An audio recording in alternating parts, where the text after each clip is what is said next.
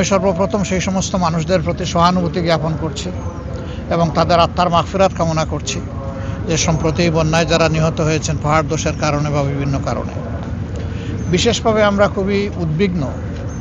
চট্টগ্রাম মহানগরী হচ্ছে বাংলাদেশের বাণিজ্যিক রাজধানী, কিন্তু একটু বর্ষা নেমে আসলেই পুরা চট্টগ্রাম মহানগরীতে দুর্ভোগ দেখা দেয়।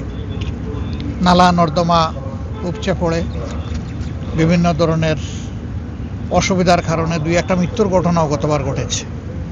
তো এই সব নিয়েই সরকারের দায়িত্ব মূলত এগুলা সমাধান করা, কিন্তু বিরোধী দল হিসাবেও আমাদের দায়িত্ব আছে বিষয়গুলা সরকারকে ধরে দেওয়া এবং জনগণের হয়ে দাবি আদায় করা, কাজ করা। আমাদের আজকের আশাটা অনেকটা সেরকমই।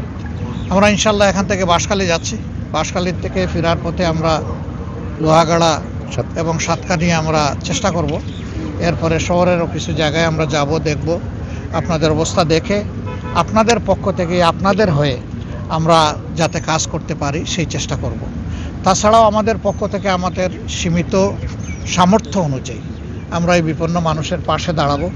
বিশেষ করে নিহত পরিবারগুলোর পাশে আমরা কিভাবে দাঁড়াতে পারি সেটা আমরা চিন্তা করছি এবং বন্যায় ক্ষতিগ্রস্ত এলাকায়ও যতটুকু পারি আমাদের পক্ষ থেকে দলীয় অবস্থান থেকে আমরা ত্রাণ কার্যক্রম পরিচালনার জন্য আমাদের সংশ্লিষ্ট সকল সংগঠনকে আমরা নির্দেশ দিয়েছি এবং কেন্দ্র থেকে আমরা এটা সমন্বয় করছি।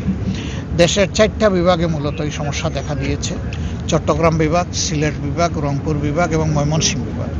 আর বাকি বিভাগগুলো অতটা ভালনারেবল না, কিন্তু এই 4টা বিভাগের অবস্থা ক্রমান্বয়ে খারাপের দিকে যাচ্ছে।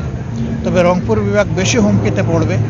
যদি তিস্তার ওই দিক থেকে বাঁধ সব খুলে দেওয়া হয় তাহলে যেটা প্রত্যেক বছরই হয়, এটা দুঃখ হয়ে আছে, সেই ঝামেলাটা দেখা দেবে।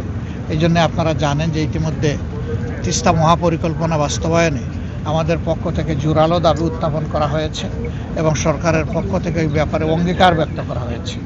আমরা এখন সেই অঙ্গীকার বাস্তবায়নের অপেক্ষায় আছি। আমরা জানি প্রজেক্টটা অনেক বড়, সময় লাগবে, কিন্তু আন্তরিকভাবে কাজটা শুরু হোক, দৃশ্যমানভাবে জনগণ এটা দেখতে চায়।